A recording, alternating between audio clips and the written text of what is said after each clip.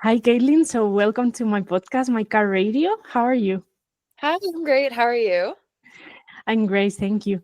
I'm so happy that you are here and we can chat about your trips and adventures in your life and So your much music to talk taste about. as well. So much to talk about, yeah. So, let's start with how we met. Do you remember where we met? I mean, through Twitter? We met online, like virtually met, and then we met in person, I want to say like 6 or 7 years ago in Yeah. Madrid. And then we also recently met this past summer in Slovakia. So lots of worldwide interactions going on. Yeah, I think so that it was like I remember that we met because we love Ed Sheeran. Yeah. So we started talking. At the time, I was a big fan of Ed, and yeah, we started talking through DMs on Twitter. And then I think so that you were in some kind of like gap year or Erasmus, something like that. What was the last trip that you went to? Like when I saw you were just in general. In general, yeah. I spent 5 weeks in South Africa and it was incredible. I did a whole like 17-day overland safari, going to all the game drives and seeing lions and elephants and everything. And then also got to scuba dive across the entire eastern coast of the country, which was incredible. And I did the whole 5 week trip solo, which was the longest solo Wow. trip I've done. And it was definitely an experience that pushed me a bit because South Africa is not really known as being the safest country out there either. So was definitely a great growth and learning experience for me. That's amazing. That's so good. And through what countries were you in South Africa?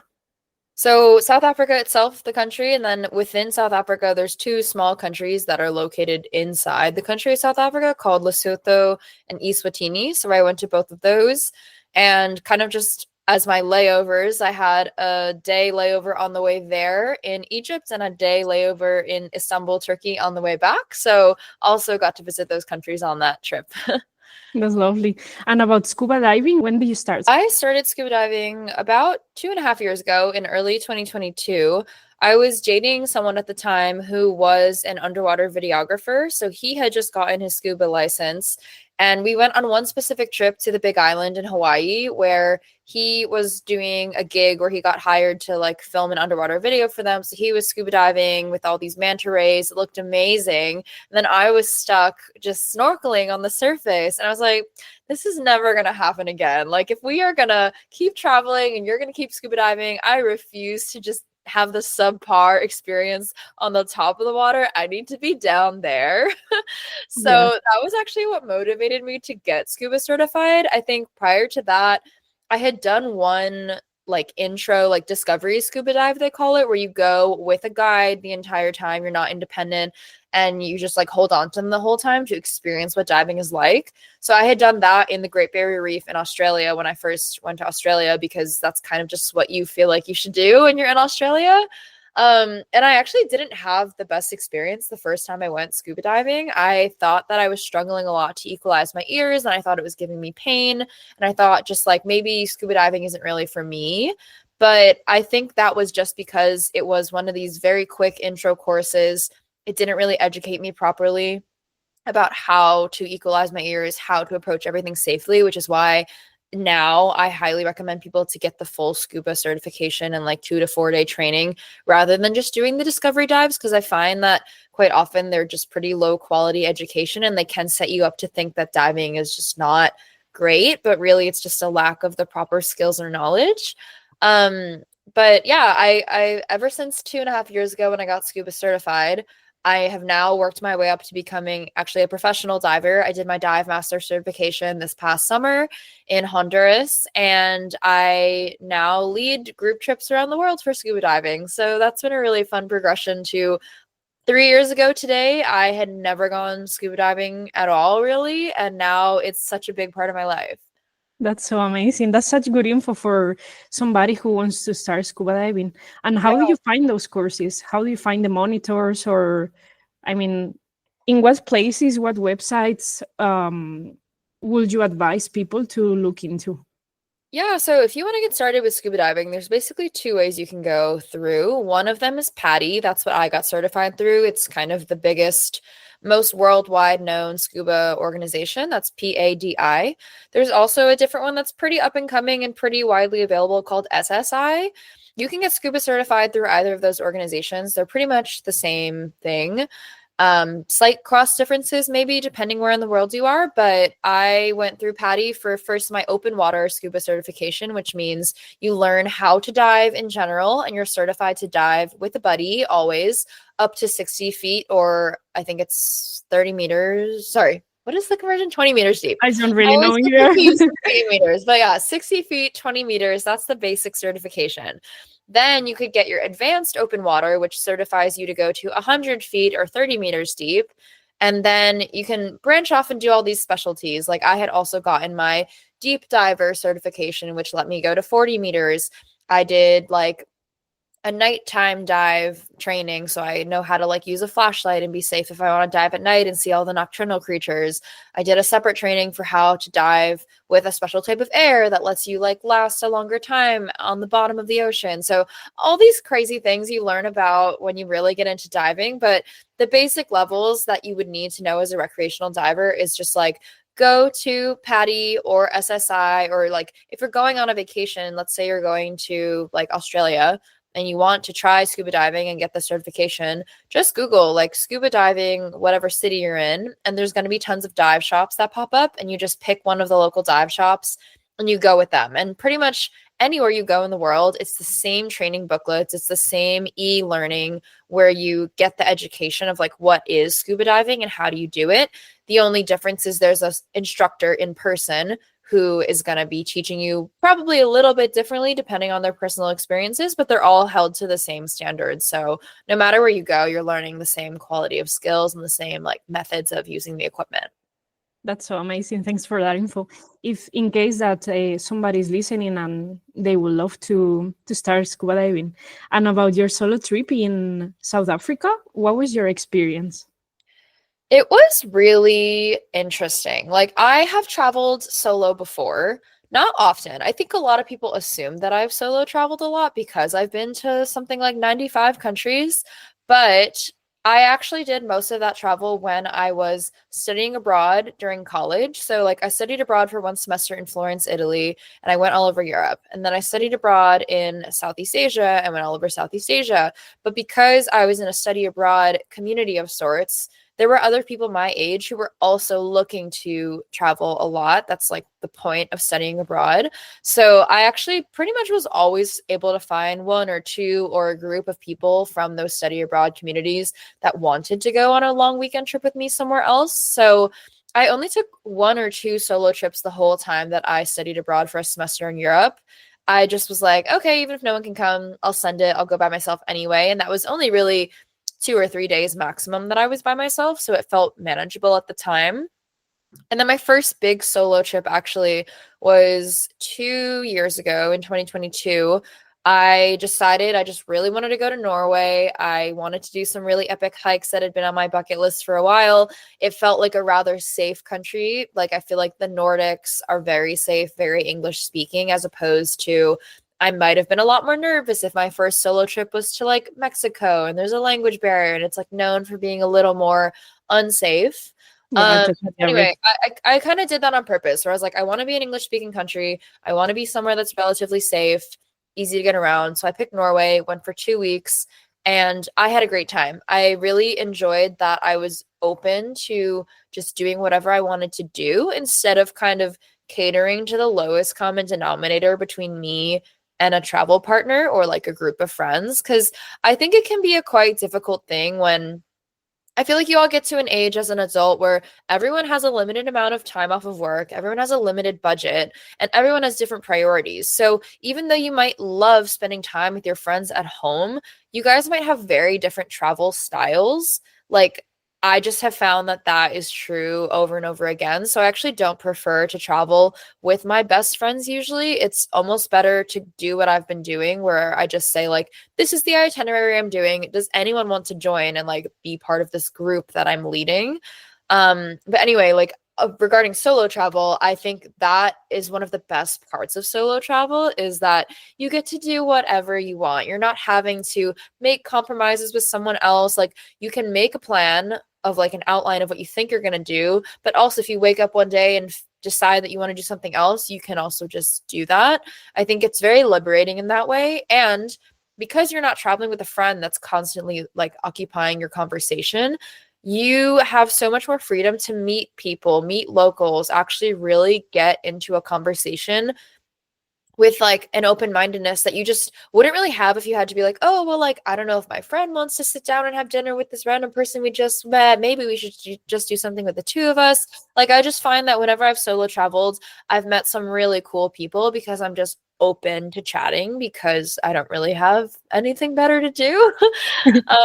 So especially on this most recent trip to South Africa, I found that South Africans are so, so friendly, like way more so than any other culture I've ever personally experienced. And I thought that was really refreshing because it could be something as simple as just getting in the Uber, where I'm only going to be in the car for like 5 to 10 minutes, maybe from the airport to my hotel. But I could just strike up a conversation, or the driver themselves would strike up a conversation. And we would really get into some deep topics just in the span of a few minutes. Like, I would be asking them, like, what is it like growing up here? Like, did you live through the times of apartheid? What was that like? Like, because you can really just talk to someone who's lived through history in a lot of these countries where really pivotal events only happened like 30, 40 years ago. I found it super interesting in South Africa to really get into a conversation with my waiters, my drivers, my scuba instructors, my safari tour guides, like anyone who would listen was so open and willing to talk about their culture, to talk about the racial differences in the country, to talk about the history, to talk about the economic struggles. Like, I just felt like in some cultures, those types of questions are a little taboo and people Yeah, don't. I was gonna say. Yeah, but I felt like, I don't know if it's just South African culture or the way that I asked those questions in a very like friendly, non-judgmental, like good energy type of way that maybe made people feel comfortable to open up. But I had such great deep conversations, and I felt like I really got to know the country through talking to the local people rather than just by visiting museums or by reading about it online, which is normally how you kind of get to know a country if you don't have any local connections. So I just found it really refreshing, and I think it's so valuable that I spent 5 whole weeks there, had time to dictate my own schedule completely by myself. And even just the fact that it's an English speaking country, like everyone in South Africa speaks English. That I think alone is a game changer because I obviously don't speak every language in the world. So sometimes it is hard to really get a local perspective on things if you can only speak with people who are educated enough to know English or educated enough to work in the tourism industry. I totally agree with what you said. It's very interesting because regarding solo traveling, I remember we were talking about this when we met, that everybody has their own life. I mean, like, we are in our mid-20s, everybody's doing their own thing. Some people are studying, some friends are traveling around the world, other friends have already a house and like some partner. And it's so different. It's so different. I mean, if I focus on my friends, for example, each of us are doing a completely different thing. Like, one of my friends is a teacher, another one of my friends, he's a lawyer, then I'm living in Slovakia, you're traveling the world. It's like so different. So I totally agree with you on that. That's when you are solo traveling, it's very freeing. Like, you can choose what to do. Yeah, like, you can really improvise. I think I love that as well. Like, for example, my first solo trip was to the north of Spain, which I really recommend you to travel to. It's very beautiful. And I remember that I was there for maybe like 3 days, and I was on my 20s. I think I was like 21, if I remember properly, or 20. And it was amazing because only for 3 days there, I didn't really have a plan. I went just like around the coast, and all of a sudden, some person proposed me to go on a boat trip, like on a little boat trip around the coast, and I was like, "Yeah, why not? Like, why not?" And it was a lovely experience. And maybe if I would have traveled with some friend, I wouldn't have be able to do that, because my friend would start saying probably like, no, I don't feel like it, let's do some chill plan. I feel like traveling with friends is a bit overrated sometimes. Yeah. I think so. That's yeah, it feels like, for example, that you have some expectations about it, like, oh, I'm going to travel with my best friend, it's going to be the best trip ever, and then it's not really like that. Because Yeah, I your find best friend wants to if do you something. Yeah, if you travel with a friend and you're not aligned on the purpose of the trip, and you think just because you get along fine in general, you're going to get along on the trip, that just is not true. Like, even people's standards of comfort, like whether you want to stay in like a really cheap place that's just a bed to sleep in versus like you like having aesthetic Airbnbs or hotels. Like, I personally place no value on what the room that I'm sleeping in looks like. Like, I could care less. I'm comfortable sleeping on a couch if I have a friend in a city that I'm visiting who wants to host me. Like, that's fine.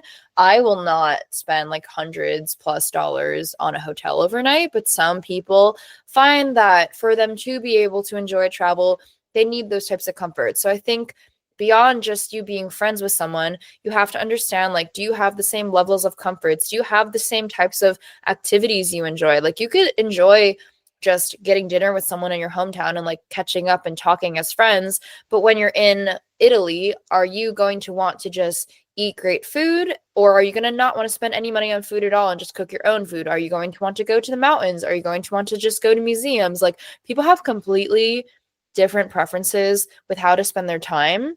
And that doesn't mean that you shouldn't be friends, but it does mean that you shouldn't be travel partners. exactly.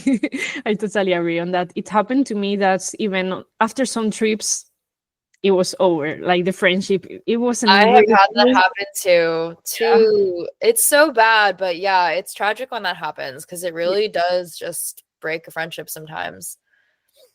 Yeah, I think it's really important what you say, that traveling is very. I don't really know if there's some word to describe it, but um, it's flexible. I will say, like, everybody decides. It can be the same place. Like, you could travel to Iceland, for example, but if I travel to Iceland, it will be a completely different experience. And I also think that it really makes the trip different if you go either alone or with some friends. I think that's, I don't know what you think about this, but have you experienced in the group trips that you organize, for example, does the people make the trip more exciting, let's say, or interesting than even the place where you are at? Completely. And actually, Iceland's a great example because I led a group trip to Iceland this past September, but I had previously been to Iceland with my high school friends. And I think even though our itineraries and the places we visited were pretty much the same on both of the times I've been to Iceland, the people were so different. And I think the people really do make the place. That is a recurring true theme I've noticed in trips. Like, whether you're by yourself or with a partner or with a few close friends or in a larger group of like random people who may be strangers that you're meeting for the first time, like it often is in a group trip, that determines so much of like the experience on the trip. Like, I think when I went to Iceland recently, there were so many people who saw things in a different way than I would have seen it myself, or who got excited about different things that I wouldn't have necessarily gotten excited about myself, but their excitement made me excited. And then I think you do just experience a place and a specific location, a specific meal differently depending on who you're with. And especially when I was in Iceland most recently, the whole group had never seen the Northern Lights before, and I had only seen them like once or twice just the week prior because I was coming from Greenland. But it was so special and magical to witness everyone getting super excited about seeing the Northern Lights at the same time. So there is something very special to being in a group and having a shared moment. And I think you just can't always recreate that when solo traveling. Like, sure, you can stay in a hostel or like reach out to people and like meet people along the way when you solo travel. Like, that does happen quite often. But you can't always guarantee that you're going to be in a group of like-minded people or that you're going to meet anyone that you really vibe with at all if you just go on a trip alone, which is why I love more so entering a trip with a really like-minded travel buddy or with a group, because I just know I'm going to enjoy it more than if I was alone pretty much 90% of the time. Exactly. I think that's so important.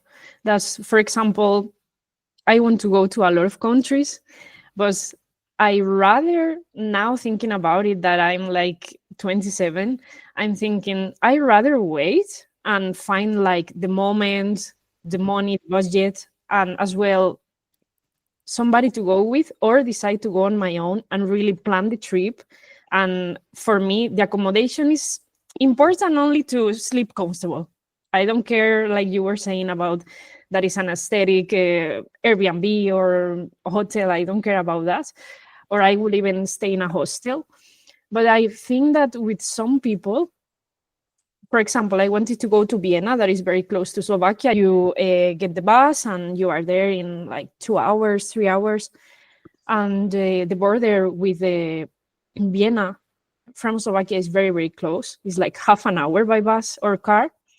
So I went there with a friend and it was such a lovely trip, but my friend didn't want to spend any money. You know, like it was a different vibe on the trip, but it was such a lovely city. Vienna is amazing. So I think so that after some experiences from my trips, I really, really want to wait, for example, to plan some big trip, like to go to, I don't know, to the Philippines, for example. It's a lovely trip that I would love to do, or to Hawaii or some really far place from where I live. I think I rather wait. Like, have you experienced something like this? Does your travel experience has changed through the years from when you started traveling to now? I do think my travel style has changed. I would say just generally, mostly because my budget has changed. That has dictated how my travel style has changed. Like, I think when I was in college, I would sleep in a hostel every single night just because it's the cheapest way. Like, I would rather go than have to say no because of my budget. Now I'm at a point where like travel has become such a big part of my life that it is the thing that I save for. It is the thing that I want most of my budget to go towards, and I'm comfortable with that. So, like, I just also value actually getting a full night's sleep, being able to get up early and like not have to worry about my stuff in a shared room. So, like, I find myself doing hostels less and less, but still, I'm not splurging for like a hotel room. I'm just splurging for like the cheapest possible private Airbnb. So that's like one way that my travel style has changed. I also just like already have so many friends around the world that it's already hard enough to keep up with the friends that I do have. So I don't even really go into hostels for the idea of meeting new people because it's kind of just exhausting to think about meeting more people. I totally get that. Yeah, like I'm 26 now. I was traveling when I first started at like 19 through 20, and you're just in such a different phase of life. Like now I value my alone time. I have friends back home that I would rather just be in a quiet space to like FaceTime when I'm traveling. So like definitely the way I think about accommodations and where to stay has changed, but also even just the types of destinations I choose has changed. Like I am such a big fan now of like extreme adventure travel. Like I love scuba diving, hiking, trekking, getting out into the wilderness in the middle of nowhere, like remote places very far from a city are like more appealing to me in some ways because I've seen so many cities. And I also felt that when I was seeing all the cities in like Western Europe kind of back to back to back, after a while I'm like, they kind of all feel the same. Like obviously they're not the same, but especially when you're doing them in rapid succession, you're like, okay, like every city walking tour is like similar enough.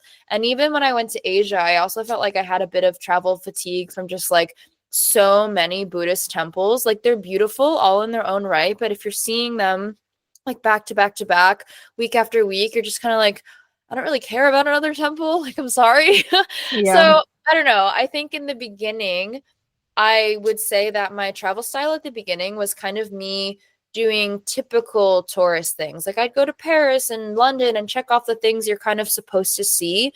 Now I get way more excited about things that are off the beaten path that like I have no idea what to expect. Like I was so excited last year to go to Greenland because I just don't know anyone who's been there. I didn't know anything what to expect, and it was so mind-blowing in that way, rather than going to a city that you've seen on Instagram a million times. Or even like I feel like Bali is this way too, where like everyone's been there. It's so Absolutely. oversaturated. Like I have no curiosity about it because it's already been shoved down my throat. Like I'm just not that interested in going to a place that I've already seen online a million times.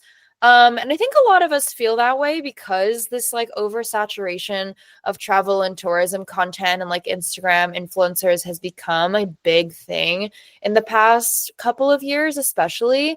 So I think this new renaissance of like, I want off the beaten path, like very unique experiences and destinations is what a lot of people are more, it piques your interest more. Like even this past summer, I went to France, I went to London, but the things that like I was posting about that people seemed the most interested in was when I went to like the Baltic countries, like Estonia, Lithuania, Latvia. Like no one's really talking about those countries, and they're not on most people's like bucket lists. But I think for people who are interested in actually learning about history and just like niche cultural things that you don't already know enough about, I had so many people replying that were so interested in the stories I was posting about those places. So I do think there's this growing trend that I reflect in my own travel experiences of like, I want to learn something new rather than just check off the things I'm like supposed to be taking a picture in front of, you know? Yeah.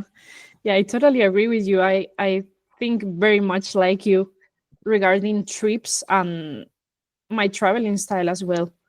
Because I didn't really have a big budget to travel when I started. And what I knew, I know I commented on your Instagram story that you manifested kind of like when you wrote when you were little on your diary. I think that you wrote like, I want to travel to this many countries, or I want to write a book about my adventures, and it came true. So for me, it was like, I want to live in different countries. And when I Yeah. think about it, it's like, okay, I haven't traveled to a lot of countries, but I've traveled around most of Ireland when I lived in Ireland as an au pair. That was such a beautiful adventure. And I got to know a lot of people as well, and a different culture. Now I'm living in Slovakia, which is amazing, very interesting. The nature is beautiful here. The people have such a chill style of life. Like they are very connected to nature as well. The food is amazing here, and it's so interesting. So I think it's very interesting that you are traveling most of the year, I will say, around the world, and you are getting to know the different cultures and getting to know the people. I think it's such an enriching experience for you.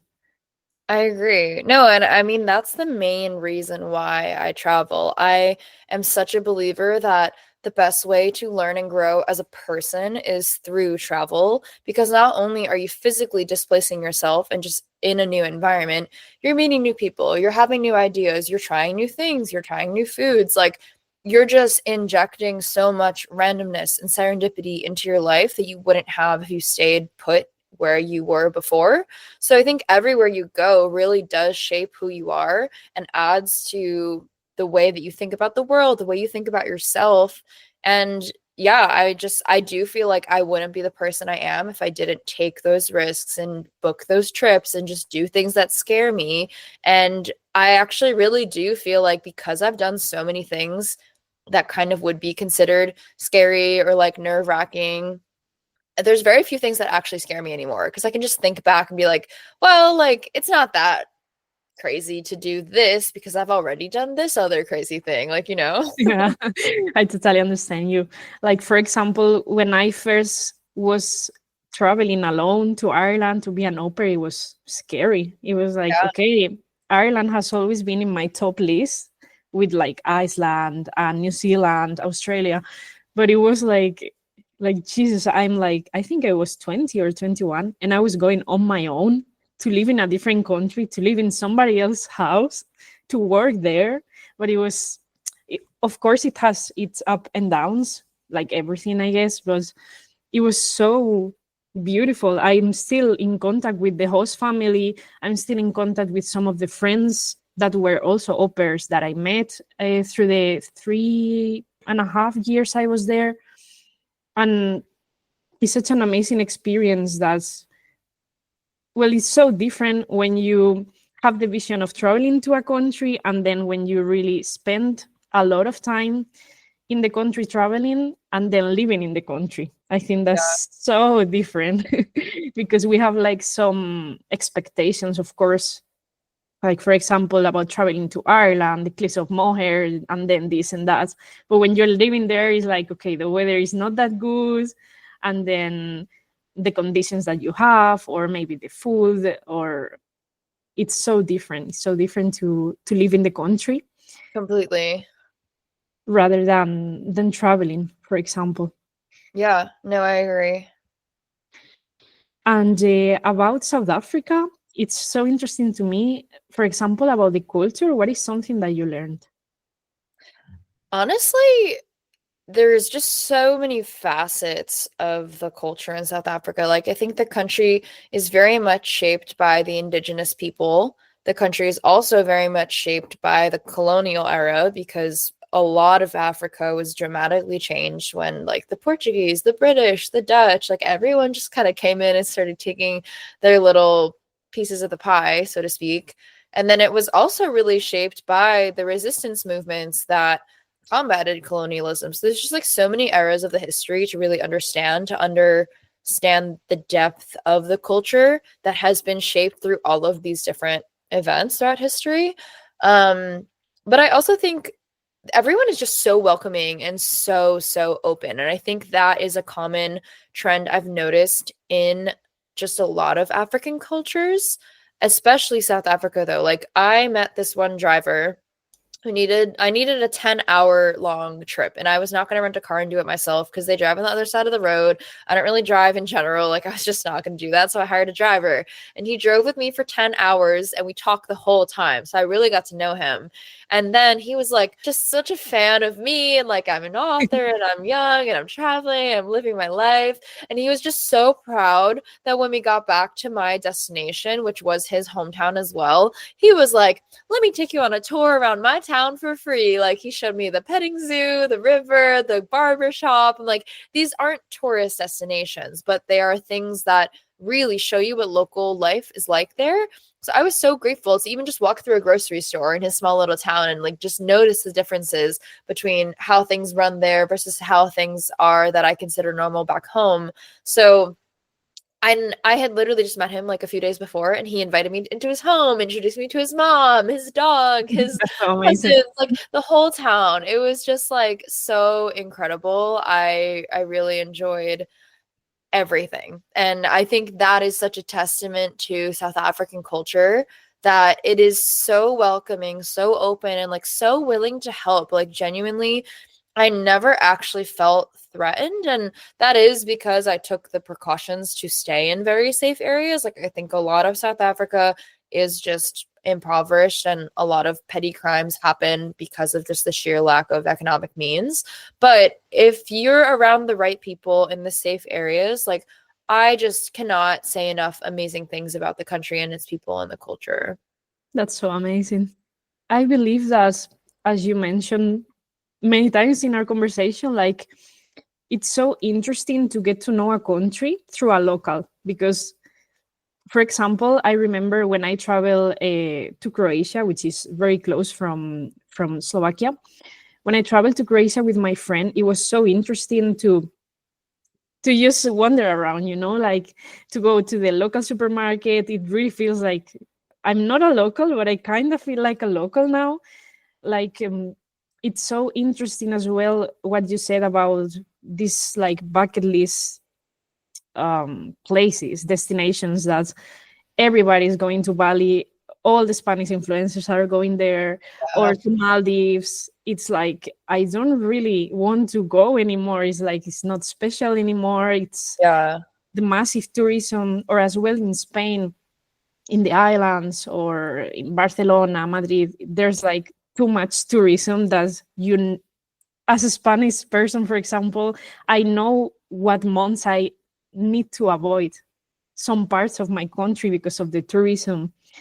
Or as well, for example, when you get to know Ireland, when I was living there, I got to know Ireland through my family.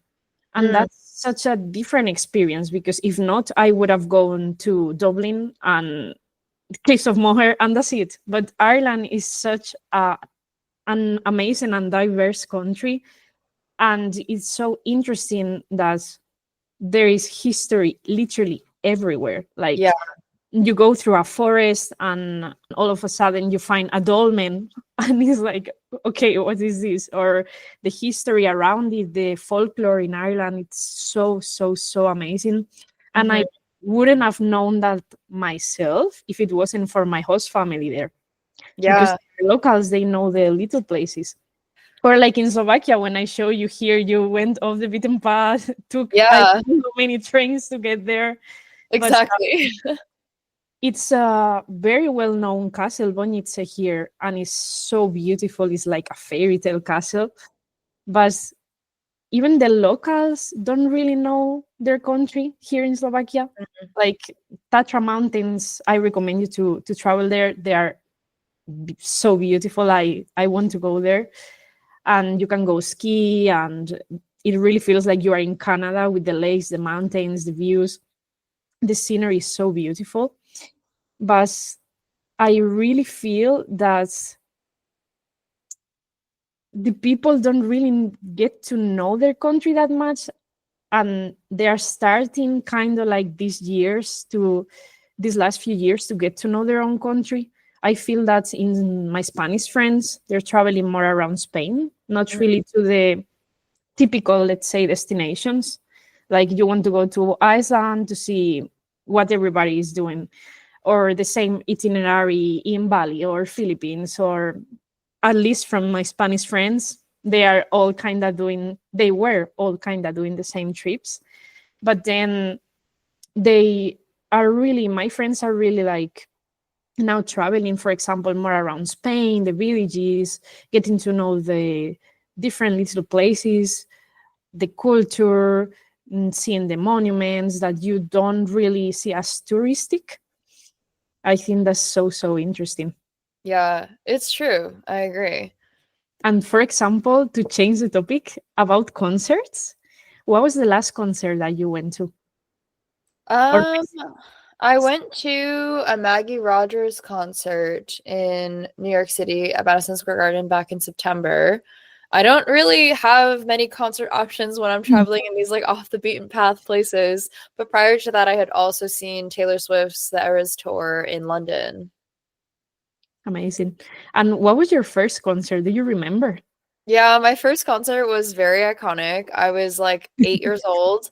I wanted to see Hannah Montana on the Oh same my tour where she was like Hannah Montana and Miley Cyrus on the same tour, and the Jonas Brothers were opening. So iconic. Like every God. 8-year-old's dream at the time. I envy you so much right now.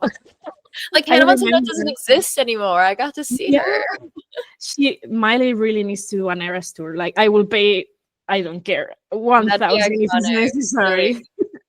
That's so amazing. That's so amazing. But do you remember? Do you remember the concert really, as you were I 8 years do. old? No, I actually wrote a whole essay about it. Like when we in the US, when you apply to colleges, you write like an essay that's like your personal Yeah. essay about like how you became who you are type of thing. And one of my first drafts, not the one I ended up submitting, but one of my first drafts was I remember being in a room with 20,000 other people like at a concert for the first time, and I just found that sense of community so overwhelmingly like shocking in a good way, that there were this many people in a room who all care about the same thing, who all love this thing enough to like know all the lyrics by heart and spend their money, spend their time, dress up, go all the way there, because we had to travel to get there. Actually, it wasn't even really near where I lived. So it just was such a memorable moment to be like, okay, I like music. I've always known that.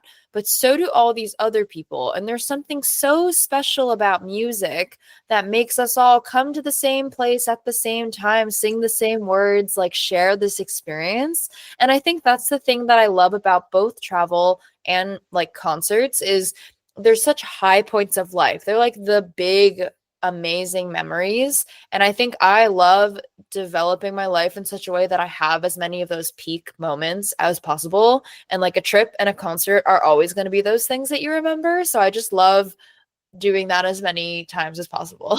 Yeah, I understand you so much because for me it's exactly the same. Like my highlights, I will say, are trips that I've done either with friends or living in different countries, and as well concerts. Like I don't really remember my first concert, but it was probably like Ed Sheeran or, well, I don't count the Spanish artists, but in some, like in some village that doesn't really count to me as a concert.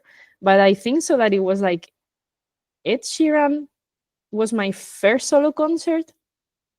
And I remember as well that I wanted to go to many concerts, but I was kind of like afraid of going on my own.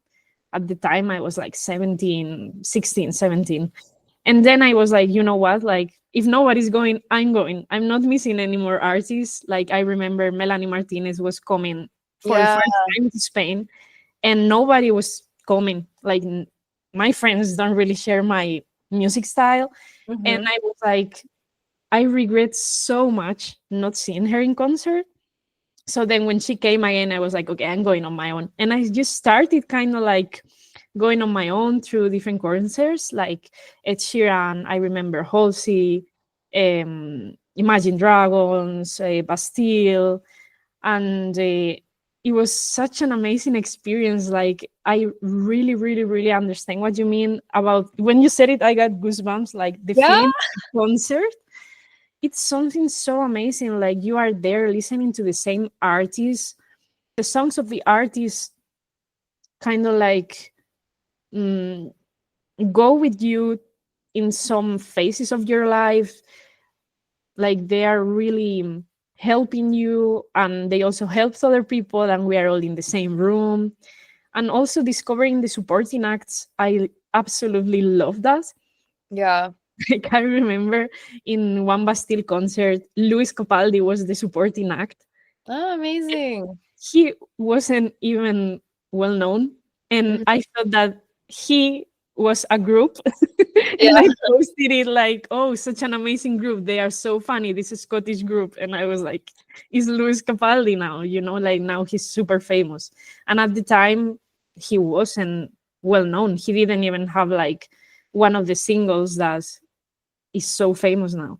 I think it's so interesting to go to concerts in different venues as well. Like, it, have you experienced any concert? Because in the United States, I guess that is not very common really to see some artists in a small venue first, because they kind of get big. That's what I feel, at least. I mean, I saw Billie Eilish in a room of 200 people before anyone knew who she was. Yeah. That's so amazing. But I really feel like that for me, being European, as a teenager, a lot Mhm. of the American culture, like the pop culture, was very, very big in Spain. Yeah. I remember that Halsey was doing stadiums in the United States, but she came to Spain to do a small venue of I don't know how much people, but it was such an amazing experience. They are doing stadiums in the United States or around the world even, but they come to Spain and it's like they are not well known. They are playing for a small venue. And a Yeah. lot of artists were saying that it was so different the experience to that they felt kind of like starting. Yeah.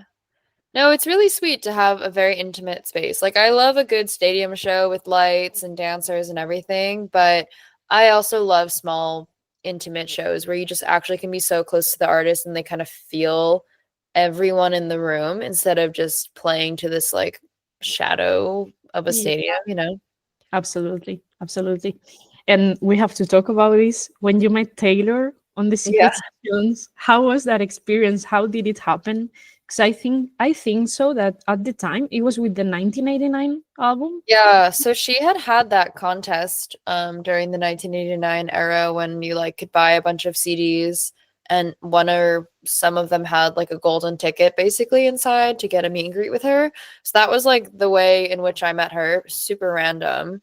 But yeah, I got to go early to the show, pick up my like VIP package at the box office, and then got to go where the backstage area is, wait a bit, and then just she had like a line of people who had all won these like radio meet and greets or whatever, and everyone just got a few minutes to hang out with her. And she's so kind. Like as soon as I walked into the room, I was obviously like a bit starstruck, but as soon as she sees me, she's like, "Oh my God, you look gorgeous." And I'm like, why are you telling me that? Yeah.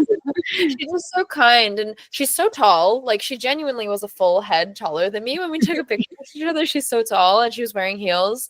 But she's so sweet. I was like trying to get words out and was trying to tell her like, oh, I really love your music. Like I just started learning guitar. I learned how to play You Belong With Me. And she's like, oh, that's amazing. And then I don't even know what we talked about, honestly. But I handed her like a letter, and then she gave like a little autograph, and it was very, very quick. I mean, you have to like keep moving along in a line, but she's just genuinely so kind and caring towards her fans. She is an incredible artist and person in that way. And I think that's why I respect people like her and like Ed Sheeran, who like clearly care about their fans and don't act like they're too good or don't need their fans. Like there are celebrities out there who act that way, and I just have no respect for them and can't vehemently support them in the way that like I will always support Ed or Taylor, even if I don't like their newer music, or like if I don't love a particular album, I'll still support them just because they're good people, and like good people deserve success and ungrateful people honestly don't. Absolutely, absolutely. And you've done so many things, like you've traveled around many countries and been to concerts. And I think so, if I remember properly, this is many, many years ago. You went to the Grammys or something like that. I worked for the Grammys during college, so I won like an opportunity to go be a seat filler at the Grammys, which means that you can go to the Grammys as a college student, like working for the Grammys, and you're not actually doing anything. You're just sitting in the seats when the celebrities get up to go to the bathroom or go get a drink because they don't want empty seats on camera. So I got to, at the very beginning, I was sitting right behind Billie Eilish. I was sitting right behind John Legend and Chrissy Teigen. I was sitting right behind Vampire Weekend. Like they moved me around throughout the night to just fill the empty seats. It was such a random but fun experience. I loved it. That's so interesting. What will you consider the highlights of your life, like till now, about trips, concerts, experiences, meeting new Oh. people, countries? I do really feel very lucky that I have had so many that it makes it hard to choose. I really think it was quite special for me. Like I always have wanted to write a book. So it was very, very special for me to finally like hold my own book in my hands. And then even the fact that when I wrote my book and published it, I had a pre-sale list of like a couple hundred people. So I had like a stack of hundreds of books, and I got to like sign all of them with my signature. And like I had always as a kid, just like when I was bored in class, was like practicing my signature for like one day when I'm famous, and just actually getting to sign like 300 books at once was such a peak moment of my life of like, wow, not only did I put in the effort to like make this book a reality, but also enough people cared to order like and pay extra for a signed copy directly from me. I was like, that is just the best thing ever. That's so amazing. And I would like to ask you, if you don't want to talk about money, just say it. But I think that is so interesting. I saw some Instagram stories that you posted about your budget and how people think, well, some people might think like, oh, this person is traveling around the world, they have it easy, they, you know, like maybe their family pays their trips.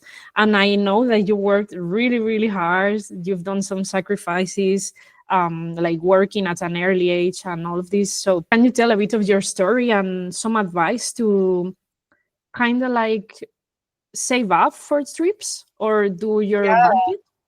I do think it is such a long-term goal type of thing. Like you can't think, oh, by next month, I'm going to save up enough money to go take a trip, or even by the end of this year. Like you have to think in years, not think in days or weeks or months to accomplish big goals.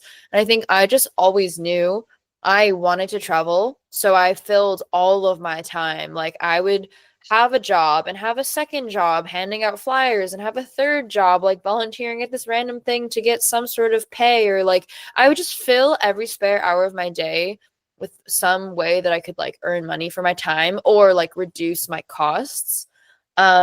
And I was very willing to like rough it. Like I lived in the cheapest possible apartment with no air conditioning in New York City. I would not live in the city if I was interning. I would take the bus every single day from my parents' house in Jersey. And like that is so annoying to do, but it is so worth it because I saved thousands of dollars instead of paying rent. I also like I took budget airlines. I slept in hostels. I slept on airport floors. Like people don't talk about this when they see like, oh, Exactly. you've been to 97 countries. You must be rich. Like no, actually all of that, most of it was a struggle.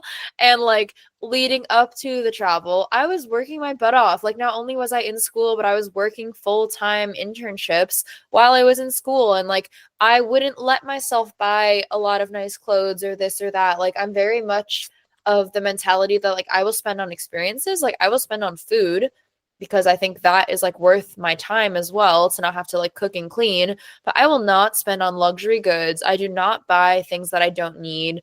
I just like decline a lot of conveniences. Like I don't pay for Ubers. I'd rather walk. Like even I'd rather walk than take the subway. Like even the smallest little expenses, I was reducing my expenses as much as possible for years, while also like having a very determined mindset that like yes, I would love to do something I enjoy, but my actual top priority is balancing something I can tolerate and like maybe one day enjoy with something that will give me a paycheck and work-life balance that enables me to travel. So like I could have like followed my passion and just done something that's like not going to earn a lot of money, but I strategically figured out like out of some of the top paying jobs, what is one that still gives me work-life balance? Like I didn't go into banking or consulting and try to work like 100 hours a week, but I figured out tech, which I went into after graduating, was this kind of sweet spot where I could work a normal 40-hour work week, but I was still getting paid like almost just as much as like a banking or consulting salary and not having to sacrifice my life.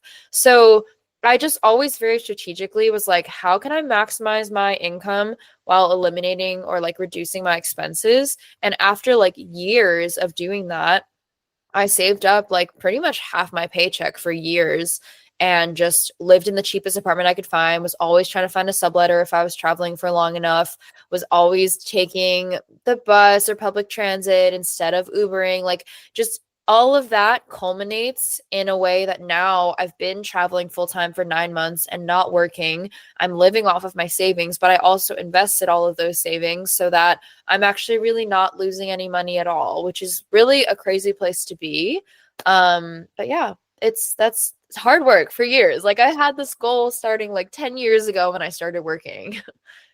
Exactly. Thank you for being so open about it, because I feel like most people just want to show, most people, I mean like most travel influencers being specific, that's my reference are Spanish travel influencers. They don't get to the money part, like they are not really that transparent. Like, yeah, Mm. I worked. My parents are not paying this. I'm working while I'm traveling. Like, so thank you for being so open about it, because I feel like it's very important to share the reality, the ups and downs, the work and the effort that you put into this, because it's not just like, oh, I travel like 91 or 95 countries like you did. It's like, no, like I worked for years, saving up so much money, working 1 2 3 jobs, reducing my expenses and everything. I feel like that's such an important message. And It's true.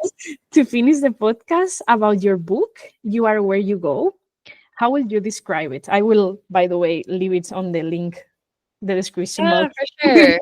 I would call it a memoir that talks about the intersection of travel and personal development, because it is a large part of what I wanted to write is how every place I've been isn't just amazing, but those places shaped me to be who I am, and I learned so much from travel. I think that's my main mission and kind of message to people is that travel does not have to be just visiting and collecting beautiful places. Travel is actually putting yourself into situations that challenge you and force you to grow and force you or encourage you to think about the world and yourself differently.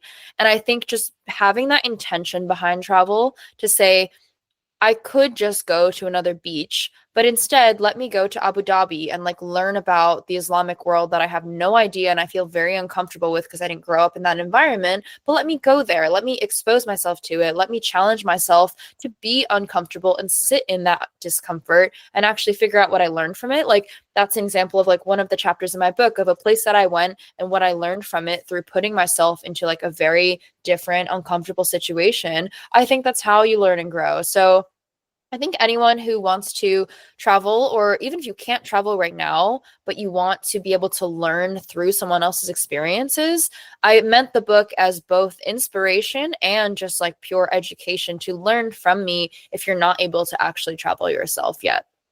That's absolutely amazing. So inspiring. Thank Thank you. you.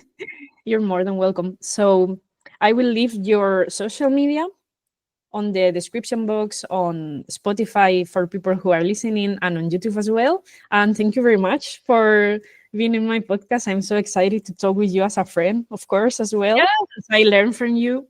And I think that you lead such an amazing life that I honestly look up to, like oh, traveling. thank you. It means a lot. Yeah, the challenges through your trips, and that is not just like, oh, I'm going to the next trip and the next trip and the next trip, like you really learn from it and have a personal development Yeah, along with it. That's so amazing. for sure. Oh, thank you so much. I really enjoyed this conversation. Me too. Thank you. Yay. Yeah, I'm gonna stop the recording. Okay, yay. That was fun. One moment, please. Done.